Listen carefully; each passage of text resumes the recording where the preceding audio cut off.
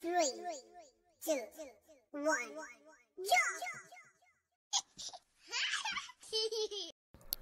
네, 안녕하세요. 미가홈케어 박팀장입니다. 오늘도 김 대표님과 함께 욕실 나노 코팅에 대해서 얘기를 해볼 건데요. 우리 둘이 들어가서 하루 종일 5시간 이상, 이게 욕실 유리 상황에 따라서 5시간도 걸릴 수 있고 7시간까지, 최장 제가 8시간까지 해봤는데 유리 상태에 따라서 좌우지우지 되는 것 같아요. 일단 이제 첫 단계로 유막 제거 단계인데, 제가 교육할 때 항상 말씀드렸지만 이거는 색칠놀이가 아니에요. 그냥 색칠한다고 해서 되는 게 아니고 실제로 유막을 다 제거를 해야 되는 거죠. 그 중간중간 제가 이제 했던 UV 코팅도 잠깐 나올 거예요. 이거는 검수 과정이고, 조명을 이용해서 잘 안 발린 데가 있는지 빠진 데가 있는지, 그 다음에 무늬는 일정하게 제대로 들어갔는지를 검수를 하는 관계죠. 이 공정이 왜 필요하냐면, 다 경하고 나서 아차 싶을 때가 많아요. 현장에 일하다 보면. 그런 경우에는 꼭 검수, 필수, 또 검수, 필수, 언제든지 검수가 뒷받침이 되어져야 된다는 거죠. 일정하게 두껍게 잘 나왔고요. 얇게 바르는 것보다 두껍게 발라서 내구도를 높이는 공정이 좀 필요한 것 같습니다. 누차 말씀드리지만 이거는 미가홈케어 박팀장 스타일입니다. 답은 정해진 건 아니고요.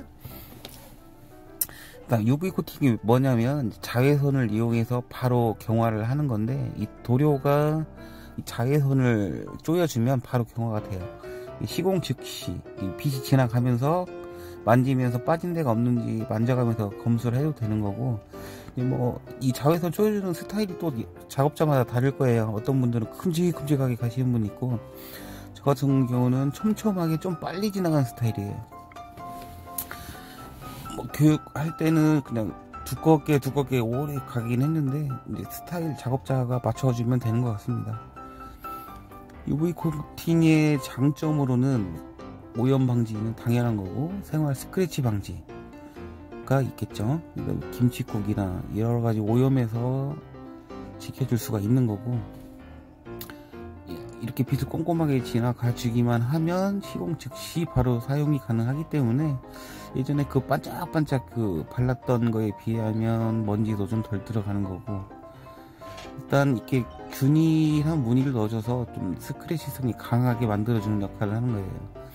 요철을 만들어서 뾰족뾰족하게 만들면 그 꼭대기 산 부분만 걸리기 때문에 스크래치에서 좀 더 자유로울 수 있다고 생각은 하는데, 그건 이제 방탄 코팅이 아니다 보니까 칼날이라든지 그다음 유약 처리 안돼 톡배기 같은 거는 주의를 해주셔야 돼요. 근데 이거는 코팅 했다고 해서 무조건 기스가 안 나는 게 아니라 몇 가지만 주의하시면 이사 가실 때까지는 충분히 옛날에 누룽지처럼 일어난다 이런 경우는 없을 거예요. 이제 욕실로 다시 넘어가겠습니다. 유막 제거 아까 한 거를 다 씻어냈고, 이제 도포 과정은 솔직히 좀 생략했어요. 이건 좀 노출이 되면 안 되는 부분이라서, 저 같은 경우는 도포를 하고 나서 물로 다 씻어내서 안 발린 곳이 있는가 확인을 합니다. 이 검수 과정이 한 3번, 4번 진행이 되는데, 이번에는 물도 뿌려가면서 빠진 데를 확인하는 거고, 일단 검수하는 거에서도 냉수냐 온수냐에서 차이가 있고요. 내부 습도, 그 다음에 주변 환경, 온도에 따라서도 도포 시간이라든가 이런 게 달라져야 된다는 거죠. 역시 검수, 코팅의 제일 중요한 요소는 밑작업이에요. 밑에서 얼마나 연마를 잘 했냐, 내구도가 달라지는 거고, 접착력도 달라진다고 볼 수가 있습니다. 그래서 항상 미가홈케어 스타일은 입주 청소 전에 들어가고, 어차피 연마를 해야 되기 때문에 전에 들어가서 열심히 까내고 또 까냅니다. 셀프 코팅으로도 많이 하시는데, 셀프가 실패 보는 이유가 항상 밑작업이 안 되고 그냥 바르기 때문이라고 볼 수가 있죠. 그래서 박팀장한테 셀프 코팅을 줘봐요. 여러분이 하신 것보다는 조금 더 오래 갈 수 있을 겁니다. 이런 밑작업만 저희가 총 3시간 정도 걸려요. 그래서 안타까운 거는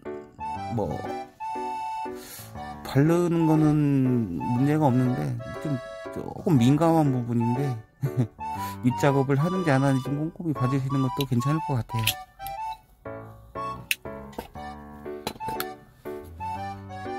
조금 지켜보시죠. 전체적으로 싹 닦고 있습니다. 그 다음에 습식으로 했기 때문에 물을 제거를 해줘야 되죠. 그래야 얼룩도 없고, 물 씻는 동안에 그 잔류 약재, 그거 제거를 해줘야 되는 거죠. 그 이제 잔사라고도 표현도 하는데, 일일이 닦고 또 닦고 그러다가 보면 빵꾸도 나기도 해요. 잘 안 발린 곳이라든가, 그 다음에 경화가 덜 된 곳, 지촉건조라는 게 있고 완전 경화라는 게 있고 그러는데, 이런 것도 지켜봐야 될 시간과 온도, 습도, 이런 모든 게 중요하다는 거죠. 그래서 검수가 제일 중요해요. 밑작업도 중요하고, 그 다음에 검수 발라놓고 확인을 안 하고 나면 내고도가 약해져서 곧 빵꾸가 날 수가 있기 때문에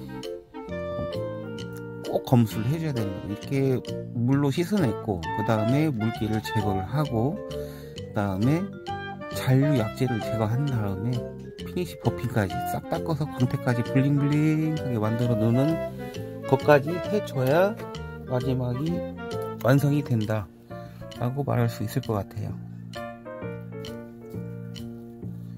이렇게 닦다 보면 집에 와서 부항도 떠야 되고 파스도 발라야 된다는 거죠. 그리고 오늘 고객님께서 말씀하셨는데, 뭐 비교하는 게 아니라 다른 이사 하실 때 2시간이면 끝났다고 하시더라고요. 저 같은 경우는 보고 놀라셨다고. 보시라고. 나중에 제가 솔직히 잘못한 거죠. 빵꾸 난 거 또 찾았어요. 마지막 검수 단계에서. 그래서 고객님께서 보시고 믿음이 가신다고 소개를 해주신다고 하더라고요. 일단 저 같은 경우는 하루에 한 입이 원칙이고 꼼꼼하게 시공을 하고 있어요. 외주 못 주고 제가 직접 시공하고 있습니다.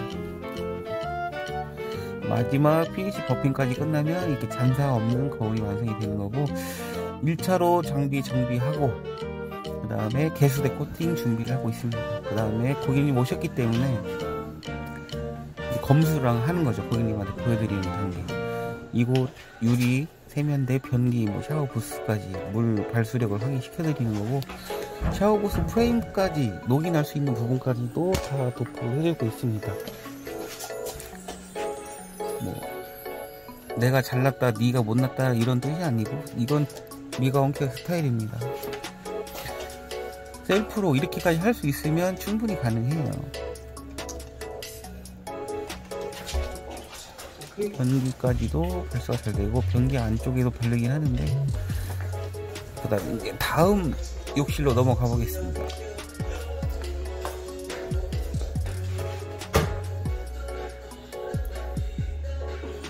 역시 거울도 확인. 이렇게 발수가 잘 나와요. 비딩 각도 잘 나와야 돼요. 이따 아까 물 뿌려줄 때 보면 물이 확 쓰죠. 이게 비딩 각이라고 그러는 건데, 각도도 상당히 높고 발수력이 뛰어나다고 볼 수가 있습니다. 코팅 약재도 중요하고, 그 다음에 작업자의 스킬도 중요하지만 밑작업이 제일 중요해요. 그 다음에 검수하면서 또 하자 날 수 있는 부분까지 찾아가지고 다시 작업을 해주고 나오기 때문에 5시간 이상이 걸린다는 거죠.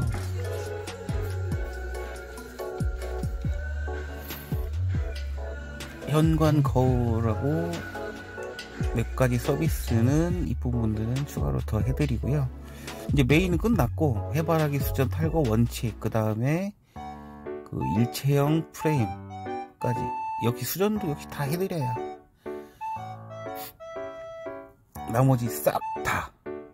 그렇죠. 이제 하나씩 짚어보겠습니다. 일단 일체형 수전, 그 다음에 샤워부스 프레임도 다 발라줘야 돼요. 그 다음에 제가 미처 못 본 부분은 우리 김 대표님께서 또 확인을 해드리는 거죠. 이게 빵꾸란 부분이에요. 물을 뿌렸는데 얼렁뚱땅 흐지부지 되는 부분 있죠. 이런 부분은 다시 까내고 다시 작업합니다.